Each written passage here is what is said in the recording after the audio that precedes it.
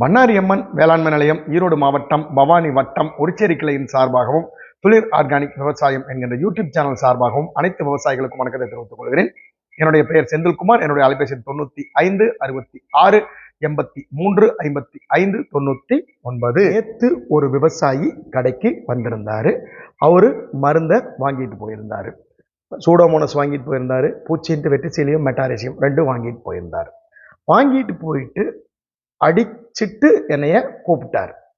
தம்பி, உங்களுடைய மருந்து டப்பா மட்டும்தான் வெவ்வேறு கலரில் இருக்குது, ஆனால் மருந்து பார்த்தீங்கன்னா அரிசி கஞ்சி மாதிரி தான் இருக்குது. ஒரு வித்தியாசமும் தெரியல. ஒரு நெடி இல்லை, ஒரு வாடை இல்லை, ஒரு கலர் இல்லை, ஒரு வடிச்ச அரிசி கஞ்சி மாதிரி தான் இருக்குது. இது எங்கப்பா கேட்க போகுது அப்படின்னு ஒரு சந்தேகத்தை என்னட்ட வச்சாரு. உடனே அவரை நான் இடைமறிச்சு, ஐயா, நீங்கள் கெமிக்கல் மருந்து மாதிரி ஒரு வாசனையோ ஒரு கலரோ ஒரு நெடியோ ஒரு மனமோ இதில் இருக்காது. இது ஒரு மீடியம். இந்த மீடியத்துக்குள்ள சில பாக்டீரியாக்கள் சில பூஞ்சானங்களை போட்டு வச்சிருப்பாங்க. அது நம்ம கண்ணுக்கு புலப்படாது. இதை எப்படி பார்க்கணும் அப்படின்னா, ஒரு மைக்ரோஸ்கோப்பில் இந்த மீடியத்தை எடுத்து வச்சு பார்த்தா மட்டும்தான் அது பாக்டீரியாவா பூஞ்சானமா அப்படிங்கிறது தெரிய வரும். இங்கு இருக்கிற 50 மருந்துகளுமே இதே மாதிரி தான் இருக்கும். இதனுடைய வடிவமோ நிறமோ மனமோ சுவையோ மனிதர்களால் உணர முடியாது. இது மைக்ரோஸ்கோப்பில் பார்த்தா மட்டும்தான் இதனுடைய வடிவம் நிறம் எல்லாமே தெரியும். இந்த சூடோமோனஸையோ மெட்டாரைசியத்தையோ வெட்டிசீலியம் லக்கானியோ நாங்களோ பண்ணாரி அம்மன் வேளாண்மை நிலையமோ வேற யாரோ உருவாக்கவில்லை. இது எல்லாமே மண்ணுக்குள்ள இயல்பா இருக்கிறத சில வேளாண் வல்லுநர்கள் கண்டுபிடிச்சு நமக்கு கொடுத்திருக்கிறாங்க. உதாரணத்துக்கு மெட்டாரைசியத்தை எடுத்துக்குவோம். ஒரு வேளாண் வல்லுநர் நடந்து போயிட்டு இருக்கும்போது ஒரு வண்டு இறந்து கிடக்கிறத பார்க்கிறாரு.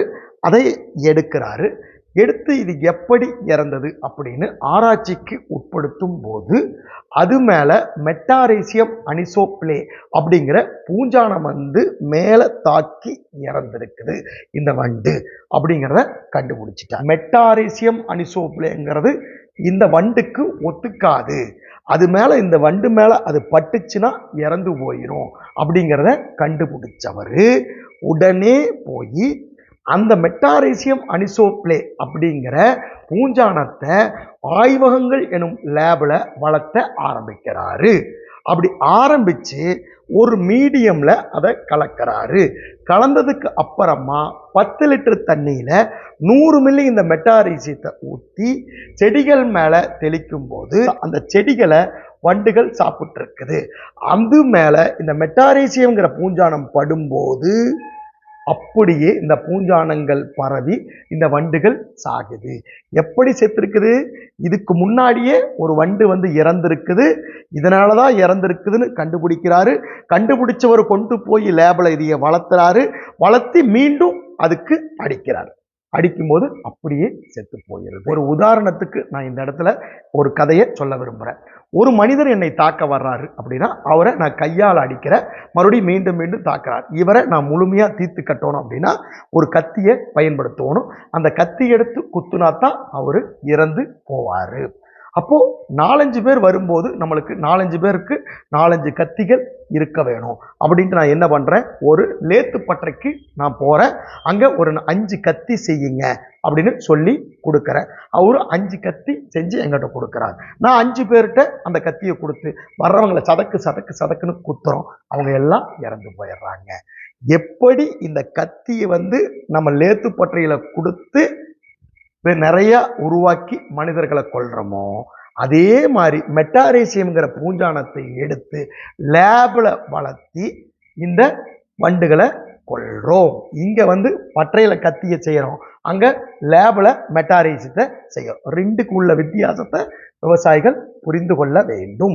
இதுல இன்னும் ஒரு சிறப்பு அம்சம் என்ன இருக்கு அப்படின்னா, கெமிக்கல் பூச்சி மருந்துகளை காடு ஃபுல்லா தெளிக்கும் போது தட்டான்கள், பச்சை கண்ணாடி பூச்சி, தேனீக்கள் எல்லாமே செத்து மடிஞ்சு போயிடும். இந்த மெட்டாரேசியத்தை நம்ம காடுகளில் தெளிக்கும் போது வண்டுகளை மட்டும்தான் இது குறிவைத்து தாக்கும், மற்றதை எதையுமே இது கொள்ளாது. இப்போ இது அரிசி கஞ்சி மாதிரி தான் இருக்குது அப்படின்ட்டு எல்லாரும் இந்த டப்பாவில் ஊற்றி கொடுத்துட முடியாது. இதுக்குன்னு ஐஎம்ஓ சர்டிஃபிகேட் இருக்கு. 6 மாதங்களுக்கு ஒரு முறை இதை டெஸ்ட் கவர்மெண்ட்ல எடுத்துட்டு ரிப்போர்ட் கொடுப்பாங்க. இது என்ன கவுண்ட் இருக்கு, என்ன பாப்புலேஷன் இருக்குன்னு கொடுப்பாங்க. இதை சாதாரணமாக நம்ம உருளைக்கிழங்க போட்டு, முட்டைக்கோசை போட்டு, பீன்ஸை போட்டு வளர்த்திட முடியாது. இதை எப்படி வளர்த்துறாங்க அப்படின்ட்டு உங்களுக்கு லைவா எங்க பண்ணாரி அம்மன்ல எப்படி தயாரிக்கிறாங்க அப்படிங்கிறதையும் ஒரு நிமிடம் உங்களுக்கு போட்டு காட்டுறேன். அவ்வளவு பக்குவமா, அவ்வளவு செலவினங்களோட செஞ்சாதான் இது முறைப்படி வளரும். அப்படி வளர்றத நாங்க இங்க பார்த்தீங்கன்னா மேலே பாருங்க, இண்டஸ்ட்ரியல் ஏர் கூலர்லாம் நம்ம போட்டிருக்கோம். மேலே பாருங்க, சந்து சந்தா இருக்குது பாருங்க. அதுக்குள்ள ஒரு கூலிங்கான டெம்பரேச்சர்ல நம்ம இதை வச்சிருக்கிறோம். அப்படி வச்சிருந்தா தான் இந்த நுண்ணுயிர்கள் முறையா வளரும். ஒரு சிலர் கையை எடுத்து கலக்கிறாங்க, சர்க்கரை போடுறாங்க, பாலை ஊற்றுறாங்க, தயிர் ஊற்றி இது இன்னும் டெவலப் பண்ணிக்கங்க அப்படின்னு சொல்றாங்க. அது தவறான முறை. அதுக்கப்புறமா அந்த ஐயாவுக்கு புரிய வச்சோம். அவரும் பக்கத்துல கேட்டாரு. கேட்டுட்டு புரிஞ்சுட்டார். ஆமா, இப்படித்தான் இருக்கும் ஐயா, இது நல்லா கேட்கும் அப்படின்னு சொன்னதுக்கப்புறம் அவரு நம்பி வாங்கியிருக்காரு. அவர் நம்பிக்கை என்றும் வீண் போகாது அப்படிங்கிறத சொல்லிட்டு, மூழ்காமல் முத்தில்லை, வெட்டாமல் தங்கமில்லை, தட்டாமல் உதவியில்லை, தட்டுங்கள் விவசாயிகளை, உங்களுக்காக எப்போதும் உதவ காத்திருக்கிறது பண்ணாரி அம்மன் வேளாண் நிலையம். ஒரு சிறுக்கிளை, மாறுவோம் மாற்றுவோம் இயற்கைக்கு. நன்றி.